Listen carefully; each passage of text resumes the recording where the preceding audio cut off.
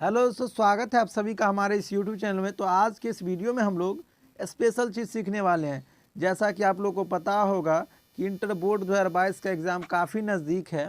तो जो भी स्टूडेंट इंटर का बोर्ड एग्ज़ाम देने वाले हैं इस बार, तो उन लोगों के लिए वीडियो बहुत ज़्यादा स्पेशल है, क्योंकि आज के इस वीडियो में हम लोग अंग्रेजी का एक चैप्टर जिसका नाम क्या है, इंडियन सिविलाइजेशन एंड कल्चर। क्या नाम है? इंडियन सिविलाइजेशन एंड कल्चर, जिसका लेखक कौन है? महात्मा गांधी जी। ठीक है, तो इसी चैप्टर का हम लोग पूरा जितना सारा ऑब्जेक्टिव होगा वो ऑब्जेक्टिव सीखने वाले हैं, ऑब्जेक्टिव सॉल्व करने वाले हैं। तो इस वीडियो को आप लोग को बस अंत तक देखना है। और सबसे पहले इस सब के लिए क्या करना है कि जो भी देखिए, जो भी आप लोग नहीं पढ़ पाए, जो भी स्टूडेंट इंग्लिश का जो ऑब्जेक्टिव वो सब नहीं समझ पाए, अभी तक नहीं याद है, तो ये चीज़ याद हो जाएगा। बस उसके लिए आप लोगों को क्या करना है कि हमारे इस चैनल को जो है ना, इस चैनल को आप लोग जल्दी से, जो भी स्टूडेंट सब्सक्राइब नहीं किए उस चैनल को सब्सक्राइब कर लीजिए। उसके बाद बेल आइकन को ज़रूर दबाना और अंत में वीडियो को लाइक करके आप लोग कमेंट्स करके ज़रूर बताइए कि आप लोग को ये अच्छा लगा या नहीं। ठीक है, तो इससे पहले हम क्या बोले हैं कि एग्ज़ाम का बहुत कम समय बाकी है और हम लोग को तैयारी करना है ताकि हम लोगों को अच्छा से अच्छा नंबर आ सके। तो इसके लिए ऑब्जेक्टिव जो है ना बहुत ज़्यादा इंपॉर्टेंट रहता है, ऑब्जेक्टिव बहुत ज़्यादा इंपॉर्टेंट रहता है। तो इसलिए इस वीडियो के माध्यम से हम लोग आज इंडियन सिविलाइजेशन एंड कल्चर के जो VVI ऑब्जेक्टिव होगा ना, उस VVI ऑब्जेक्टिव को हम लोग आज करने वाले हैं।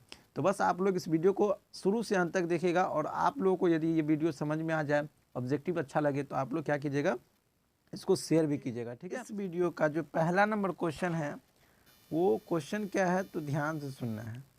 क्वेश्चन में बोला जा रहा है कि Indian civilization and culture is written by, Indian civilization and culture is written by. इसका मतलब ये हुआ कि भारतीय संस्कृति और सभ्यता किसके द्वारा, मतलब लिखा गया है किसके द्वारा। ठीक है, यही चीज़ आपसे पूछा जा रहा है। तो इसके लेखक कौन है, बस उसका आंसर हमको देना है। देखो इसमें ऑप्शन में क्या क्या दिया है। ऑप्शन ए में दिया है महात्मा गांधी, बी में मनोहर माल गांवकर, सी में है सिगानोया और डी में है डॉक्टर जाकिर हुसैन। तो इसका जो राइट आंसर क्या हो जाएगा, आप लोग जल्दी से कमेंट करके बता सकते हैं। इसका सही उत्तर हो जाएगा ऑप्शन ए, यानी जो है इंडियन सिविलाइजेशन एंड कल्चर वो महात्मा गांधी के द्वारा लिखा गया है। अगला क्वेश्चन क्या है, तो अगला क्वेश्चन ध्यान समझना है। अगला क्वेश्चन में पूछा जा रहा है, ध्यान सुनो। अगला क्वेश्चन में कि dot dot dot is known as the father of the nation, और क्या, Bapu. Dot dot dot is known as the father of the nation, इसको याद रखना, फादर ऑफ द नेशन और क्या, बापू। मतलब कौन जो है जाने जाते हैं, किस नाम से जाने जाते हैं, the father of the nation, मतलब राष्ट्रपिता, और किसके नाम से, तो बापू के नाम से। तो इसका जो ऑप्शन दिया हुआ है, ए में दिया महात्मा गांधी, बी में लाल बहादुर शास्त्री, सी में सरदार पटेल और डी में जवाहरलाल नेहरू। इसका जो सही उत्तर हो जाएगा बताओ जल्दी से। आप लोग को पता होगा राष्ट्रपिता के नाम से कौन जाने जाते हैं, महात्मा गांधी। तो इसका सही उत्तर हो जाएगा ऑप्शन ए, यानी क्वेश्चन नंबर 2 का जो ऑप्शन हो जाएगा ए सही उत्तर हो जाएगा। अगला क्वेश्चन क्या है, तो ध्यान से देखते रहना है। क्वेश्चन नंबर, ध्यान सुनो, क्वेश्चन नंबर 3 में बोला जा रहा है कि Gandhi ji was more a dot dot dot dot leader than a politician. मतलब हुआ इसका कि गांधी जी ज़्यादा थे, क्या ज़्यादा थे, मतलब ये जो देन ए पॉलिटिशियन से भी ज़्यादा थे, क्या थे, मतलब राजनेता से ज़्यादा वो क्या थे। तो इसका सही उत्तर क्या हो जाएगा, ऑप्शन बी हो जाएगा। क्या हो जाएगा, बी हो जाएगा, स्पिरिचुअल।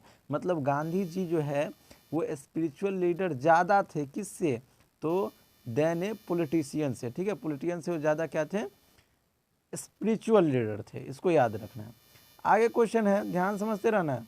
आगे क्वेश्चन बताया गया क्या, क्वेश्चन नंबर जो 4 बताया गया है, क्वेश्चन नंबर 4 में है कि Gandhi ji was born in, मतलब गांधी जी का जन्म जो है वो कब हुआ था, गांधी जी का जन्म कब हुआ था, यही हमसे पूछा जा रहा है। तो ऑप्शन ए में 1865, बी में 1872, सी में 1869 और डी में 1870। तो इसका जो सही उत्तर हो जाएगा क्या हो जाएगा बताओ, इसका जो ऑप्शन क्या हो जाएगा, सी हो जाएगा, यानी क्या, 1869 हो जाएगा। ठीक है, तो गांधी जी का जन्म जो है 2 अक्टूबर 1869 में हुआ था। तो 4 का ऑप्शन सी हो जाएगा, इसको याद रखना। ठीक है, अब हम लोग करेंगे कौन सा, 5वां नंबर क्वेश्चन। तो ध्यान से आप लोग समझिए। ठीक है, 5वां नंबर क्वेश्चन में क्या बोला जा रहा है कि गांधी जी, ध्यान समझना, Gandhi ji dead at the hands of a fanatic, मतलब Gandhi ji dead at the hands of a fanatic. यहाँ हैंड्स ऑफ ए फेनेटिक का मतलब होता है क्या, कि गांधी जी मारे गए किनके हाथों से, तो एक कट्टरपंथी के हाथों से। हैंड्स ऑफ ए फेनेटिक का मतलब कट्टरपंथी के हाथ, ठीक है। तो बस हमको सीधा सीधा इसमें क्वेश्चन पूछा जा रहा है कि गांधी जी का जो मृत्यु है वो कब हुआ था, ये बताना है। तो ऑप्शन ए में 31 अक्टूबर 1984, बी में 15 अगस्त 1947, सी में 30 जनवरी 1948 और डी में 26 जनवरी 1950। तो इसका जो सही उत्तर हो जाएगा, क्या हो जाएगा बताओ, सही उत्तर हो जाएगा ऑप्शन सी, यानी गांधी जी का जो मृत्यु है वो 30 जनवरी 1948 को हुआ था, ठीक है। कहाँ हुआ था, तो बिरला कंपाउंड, न्यू दिल्ली में, ठीक है। जन्म हुआ था कहाँ, पोरबंदर के, गुजरात के पोरबंदर जिले में, ठीक है। तो 5 का जो सही उत्तर हो जाएगा ऑप्शन सी हो जाएगा। अब हम लोग अगला क्वेश्चन करेंगे, उससे पहले आप लोग को एक बड़ा बात क्या बोल देते हैं कि आप लोग इस चैनल को सब्सक्राइब नहीं किए तो जल्दी जल्दी पहले सब्सक्राइब करो, ताकि इस तरह का वीडियो और भी आप लोग को पहुँचते रहे। अगला क्वेश्चन क्या है, तो देखो क्वेश्चन नंबर 6 में क्या है। 6 में बोला जा रहा है कि गांधी जी वेंट टू चंपारण इन, मतलब गांधी जी चंपारण कब गए या कब पहुँचे, यही आपसे क्वेश्चन पूछा जा रहा है सीधा सीधा कि गांधी जी वेंट टू चंपारण इन, मतलब गांधी जी चंपारण कब गए ये बताना है, कितनी ईस्वी में गए। ऑप्शन ए में 1917, बी में 1916, सी में 1918, डी में 1915। इसका सही उत्तर हो जाएगा ऑप्शन ए, यानी 1917। तो 6 का क्या हो जाएगा सही उत्तर, ए 1917। 16 में उन्होंने साबरमती आश्रम का निर्माण करवाया और 1915 में उन्होंने दक्षिण अफ्रीका, मतलब वो जो है गांधी जी दक्षिण अफ्रीका से आए थे, ठीक है। इतना याद रखना हम लोग को। आगे क्वेश्चन है 7वां नंबर क्वेश्चन, ध्यान समझिए। 7वां नंबर क्वेश्चन में पूछा जा रहा है कि dot dot dot were satisfied with a small village. इसका मतलब ये है, ध्यान सुनो, dot dot dot were satisfied with a small village. कौन थे जो संतुष्ट रहते थे छोटे से गांव में, गांधी जी इसमें पूछ रहे हैं, बताएंगे, ठीक है। क्या बताएंगे कि कौन है जो छोटे से गांव में ही संतुष्ट रहते थे। ऑप्शन ए में ओल्ड पीपल, बी में है आवर एंसेस्टर्स, सी में यूथ और डी में अडल्ट। तो इसका जो सही उत्तर हो जाएगा, क्या हो जाएगा बताओ, कौन जो है छोटे गांव में ही संतुष्ट रहते थे। इसका सही उत्तर हो जाएगा आवर एंसेस्टर्स। आप लोग को ऑब्जेक्टिव में एंसेस्टर्स केवल दिया रहे तो उसमें टिक नहीं लगाना, किस में लगाना, आवर एंसेस्टर्स, मतलब हमारे पूर्वज जो थे वो गांव में ही संतुष्ट रहते थे, ठीक है।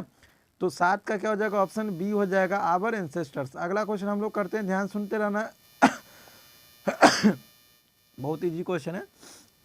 क्या बोला जा रहा है क्वेश्चन में कि who dominated Indian politics. Dominated का मतलब हुआ प्रभुत्व और इंडियन पॉलिटिक्स का मतलब हुआ भारतीय राजनीतिक, ठीक है।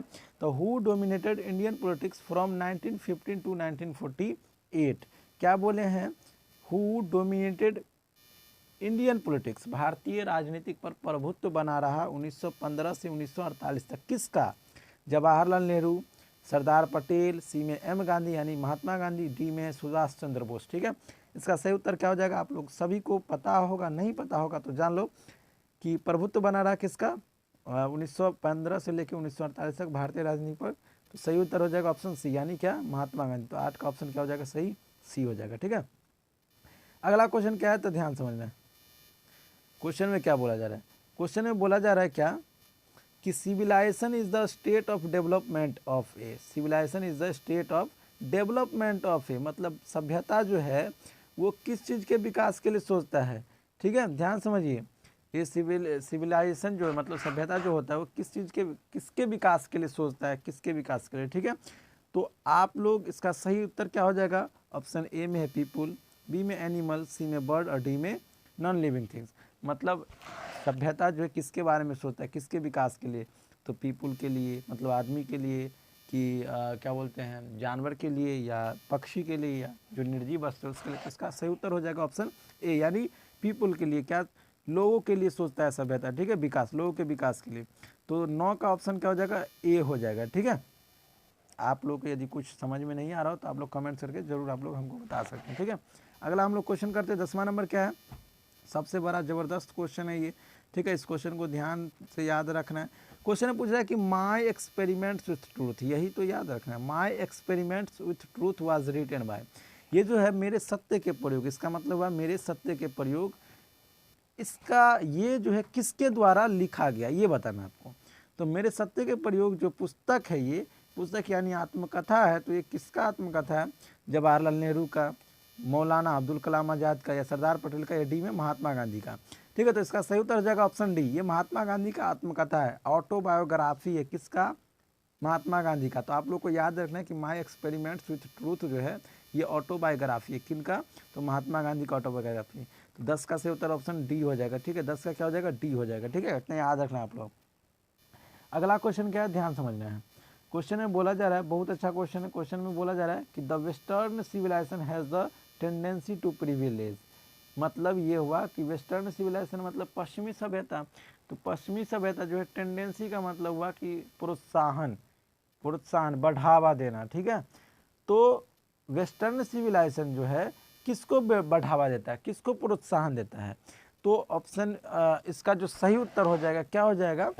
तो इसका सही उत्तर ऑप्शन सी हो जाएगा। क्या? मटेरियलिटी। क्या हो जाएगा? Option c, materiality. मतलब ये हुआ कि पश्चिमी सभ्यता जो है सबसे ज़्यादा प्रोत्साहन जो है व्यक्तित्व मतलब खुद के लिए देता है। जैसे उसको यदि छोटा पैंट ठीक लगेगा तो छोटा पैंट पहनेगा, उसको मन करेगा ये खाएंगे, ये अच्छा लगेगा तो ये खाएगा, क्योंकि उसको किसी से मतलब नहीं है, ठीक है। लेकिन भारतीय सभ्यता जो है किसको टेंडेंसी देता है? भारत की सभ्यता जो इंडियन सिविलाइजेशन है वो किसको टेंडेंसी देता है? तो मोरल बींग्स को। किसको देता है? मोरल बींग्स को। मतलब नैतिकता को जो है बढ़ावा देता है भारतीय सिविलाइजेशन, ठीक है, भारतीय सभ्यता जो है। तो इसका सही उत्तर क्या हो जाएगा? वेस्टर्न सिविलाइजेशन किसको टेंडेंसी देता है? किसको टेंडेंसी देता है? याद रखना, टेंडेंसी देता है मटेरियलिटी को। किसको? मटेरियलिटी को देता है, ठीक है। कौन? Western civilization. इतना याद रखना। तो 11 का सी हो जाएगा। अगला क्वेश्चन है, ध्यान समझना है। देखिए ये तो और मज़ेदार क्वेश्चन है। क्वेश्चन में क्या बोला जा रहा है, ध्यान सुनिए। क्वेश्चन में बोला जा रहा है कि I believe that the civilization India has beaten in the world is from. ध्यान, फ्रॉम। क्वेश्चन में बोला जा रहा है आई बिलीव दैट, मतलब मुझे विश्वास है कि भारतीय सभ्यता को बीटन इन द वर्ल्ड मतलब विश्व के कोई भी सभ्यता पछाड़ नहीं सकता। क्या बोला गया? कि मुझे विश्वास, इसमें गांधी जी बोल रहे हैं कि मुझे विश्वास है कि भारतीय सभ्यता को बीटन इन द वर्ल्ड मतलब दुनिया में कोई भी पछाड़ नहीं सकता। यह इज फ्रॉम, यह किससे लिया गया वो पूछा जा रहा है आप लोगों को। क्या पूछा जा रहा है? कि यह किससे लिया गया है? तो भारतीय सभ्यता, सभ्यता वाला बात है भाई, सभ्यता का ही चैप्टर होगा। तो ऑप्शन ए में Indian civilization, and culture, b में स्नेक, सी में द अर्थ, डी में भारत इज माय होम। इसका सही उत्तर हो जाएगा ऑप्शन ए, यानी क्या? इंडियन सिविलाइजेशन एंड कल्चर से लिया गया है ये चीज़, ठीक है। I believe that the civilization Indian has beaten in the world is from, मतलब मुझे विश्वास है कि भारतीय सभ्यता को बीटन इन द वर्ल्ड दुनिया का कोई भी सभ्यता पछाड़ नहीं सकता है। तो 12 का ऑप्शन हो जाएगा, सॉरी ए हो जाएगा। 12 का क्या हो जाएगा? ए हो जाएगा, ठीक है। अगला हम लोग क्वेश्चन करेंगे 13 नंबर, ध्यान समझना है। 13 नंबर क्वेश्चन में क्या बोला जा रहा है कि European civilization will mean, European civilization will mean dot dot dot for India. मतलब यूरोपीय सभ्यता का मतलब क्या है भारतीयों के लिए? ध्यान समझिए, यूरोपीय सभ्यता का मतलब क्या है किसके लिए? फॉर इंडिया, मतलब भारतीयों के लिए। वांट, लिविंग, रियल, रील है, उसके बाद रियून है। तो इसका सही जो उत्तर हो जाएगा ऑप्शन डी, रियून हो जाएगा। रियून का मतलब क्या हुआ? रियून का मतलब होता है बर्बाद। रियून का मतलब क्या हुआ? बर्बाद। यानी यूरोपीय सभ्यता जो है उसका मतलब है भारतीय सभ्यता के लिए बर्बादी, कि वहाँ के लोग जैसा चाहते वैसा कर सकते, लेकिन भारतीय सभ्यता ऐसा नहीं है। यदि भारतीय सभ्यता ऐसा करेगा, भारत के लोग ऐसा करेगा तो क्या हो जाएगा? भारतीय सभ्यता खराब हो जाएगा, ठीक है। समझ में आ रहा है? हाँ, तो इसलिए इसका सही हो जाएगा रियून, यानी यूरोपियन सभ्यता जो है उसका मतलब है भारतीय सभ्यता के लिए बर्बादी, ठीक है। तो रियून हो जाएगा इसका सही उत्तर ऑप्शन डी। अगला क्वेश्चन हम लोग करेंगे 14 नंबर क्वेश्चन। क्या है? बहुत ईजी है क्वेश्चन, ध्यान समझिए। क्वेश्चन में कि our ancestors enjoyed true rule. ध्यान समझिए, our ancestors enjoyed true rule मतलब हमारे जो पूर्वज थे वो सत्य के लिए इंजॉय करते थे। कहाँ के सत्य रूल, कहाँ का रूल था? उस रूल के तहत वो लोग, हमारे पूर्वज जो है इंजॉय करते थे। ये क्वेश्चन में आ रहा है। तो ऑप्शन ए में क्या है? नाइस, बी में सोसाइटी, सी में होम, डी में नेशन। कहाँ के बताइए? तो इसका जो सही उत्तर हो जाएगा सी, यानी होम हो जाएगा। 14 का सी, जो हमारे पूर्वज थे आवर एंसेस्टर्स वो एंजॉय करते थे कहाँ के रूल के, कहाँ के नियम से, कहाँ के नियम को? तो घरों के नियम को, ठीक है, एंजॉय करते थे। अगला क्वेश्चन हो जाएगा जो 15 नंबर क्वेश्चन, ध्यान समझना। 15 नंबर बहुत ईजी है। बोला pharaohs were rulers of ancient. ध्यान समझिए, pharaohs were rulers of ancient मतलब फेरोस एक वैज्ञानिक का नाम है, सॉरी फेरोस एक व्यक्ति का नाम है जो शासक थे। रूलर्स मतलब शासक, वो भी कहाँ? प्राचीन काल के। ध्यान समझिए, एंशिएंट मतलब प्राचीन। तो प्राचीन काल के शासक थे कौन? फेरोस। तो प्राचीन काल के शासक तो थे, लेकिन कहाँ के शासक थे, कौन से देश का शासक थे? तो ऑप्शन ए में दिया गया इजिप्ट, इजिप्ट का मतलब मिस्र, बी में है रसिया, सी में इंडिया, डी में ग्रीस। तो इसका जो सही उत्तर हो जाएगा ऑप्शन ए हो जाएगा, क्या? इजिप्ट। इजिप्ट का मतलब क्या बोले हम? मिस्र। क्या बोले? मिस्र, ठीक है। तो मिस्र एक देश है, मिस्र, ठीक है, मिस्र बोल सकते हैं। तो फेरोस शासक थे प्राचीन काल के इजिप्ट के, किसके? इजिप्ट के शासक थे। तो इसका उत्तर जो हो जाएगा ऑप्शन ए हो जाएगा, 15 का उत्तर ए हो जाएगा। अब हम लोग करेंगे 16 नंबर। देखो थोड़ा टाइम लग रहा है, लेकिन बहुत ज़्यादा समझ में आप लोग को आ भी रहा होगा। नहीं समझ में आएगा तो आप लोग कमेंट्स कर सकते हैं, ठीक है। अगला क्वेश्चन देखो क्या है, ध्यान समझना। बोला कि Indian civilization and culture is written by. देखो तो डबल एक बार फिर से आ गया क्वेश्चन। तो आप लोग को तो इसका पता है कि इंडियन सिविलाइजेशन, भारतीय सभ्यता एंड संस्कृति किसके द्वारा लिखा गया? तो इसका सही उत्तर ऑप्शन ए हो जाएगा, महात्मा गांधी, ठीक है। तो 16 का ऑप्शन ए हो जाएगा। अगला क्वेश्चन क्या है, ध्यान समझना। अगला क्वेश्चन में पूछा गया है कि Indian glory is that it is. ध्यान सुनो, Indian glory is that it is, मतलब ग्लोरी का मतलब यहाँ पे गौरव, भारतीय गौरव किस पे क्या है, ठीक है। भारतीय गौरव क्या है, ये चीज आपसे पूछ रहा है। मूवेबल, देखिए मूवेबल, इमूवेबल, इग्नोरेंट और यहाँ अनसिविलाइज्ड, अनसिविलाइज्ड, ठीक है। Indian glory is that it is, मतलब भारतीय गौरव कैसा है? तो इसका सही उत्तर हो जाएगा ऑप्शन बी। इमूवेबल का मतलब होता है अचल, जिसको अडिग बोल सकते हैं, ठीक है। जो भारतीय सभ्यता, भारतीय गौरव जो है वो अडिग है, अचल है, ठीक है। उसको कोई पछाड़ नहीं सकता है कोई दूसरे देश का, दूसरा सभ्यता, ठीक है। तो इंडियन ग्लोरी जो है वो भारतीय गौरव जो है वो कैसा है? मूवेबल, मतलब अडिग है, अचल है, ठीक है। तो 17 क्या हो जाएगा? ऑप्शन बी हो जाएगा सही उत्तर, ठीक है। अब हम लोग 18 नंबर क्वेश्चन करेंगे। 18 नंबर क्वेश्चन में क्या बोल रहा है कि Gandhi ji had said that the mind is a dot dot bird. Gandhi ji इसमें क्या कहते हैं कि हमारा जो माइंड है, ध्यान समझो, वो बर्ड मतलब कौन से बर्ड की तरह है?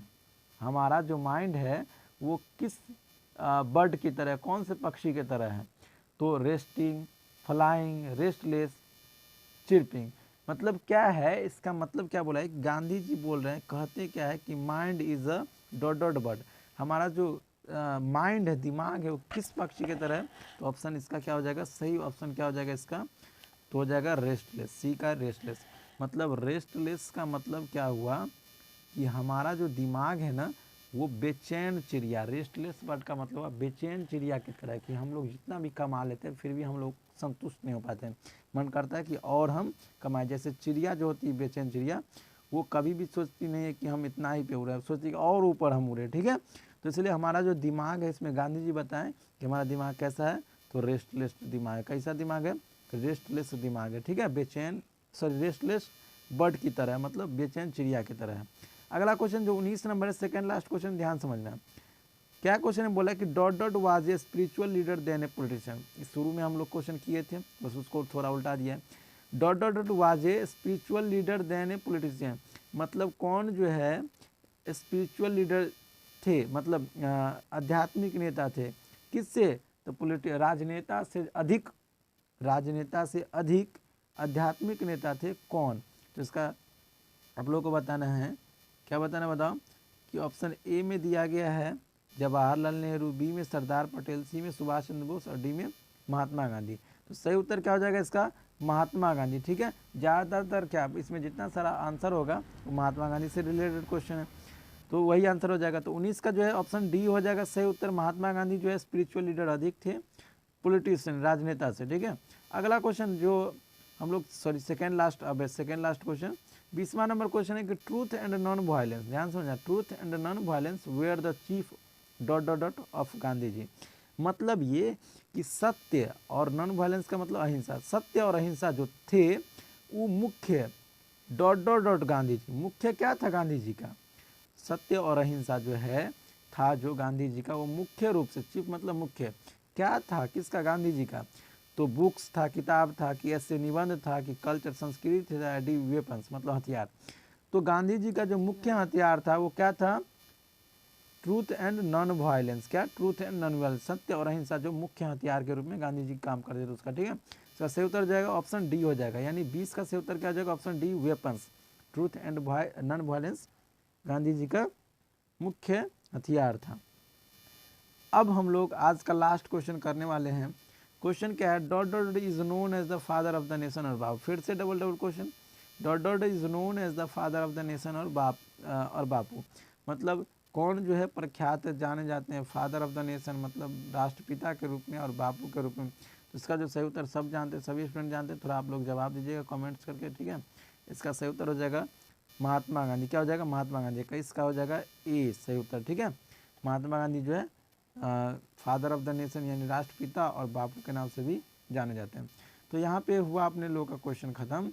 इतना सारा फर्स्ट चैप्टर का क्वेश्चन था, इंपॉर्टेंट क्वेश्चन VVI क्वेश्चन जितना सारा था वो सभी VVI क्वेश्चन को हम लोग कर चुके हैं। तो आप लोगों को एग्ज़ाम में दिक्कत नहीं होगा कोई क्वेश्चन में इस चैप्टर से। जितना सारा VVI था सब हम लोग बना चुके हैं। महात्मा गांधी इसका लेखक है, चैप्टर का नाम है इंडियन सिविलाइजेशन एंड कल्चर। तो बस आप लोग का काम है कि जब इंटर बोर्ड का एग्ज़ाम होगा उस बोर्ड के एग्ज़ाम में आप लोगों को बस क्वेश्चन को छोड़ना नहीं है, ठीक है। इंटर बोर्ड एग्ज़ाम बहुत नज़दीक है, इसलिए आप लोग चैनल को सब्सक्राइब कर लीजिए कि जो भी सारा वीडियो बनेगा इंग्लिश का आप लोग के पास सबसे पहले पहुँचे। तब तक के लिए धन्यवाद। आप सभी से फिर से हम मिलेंगे दूसरे वीडियो में, ठीक है। तब तक के लिए धन्यवाद।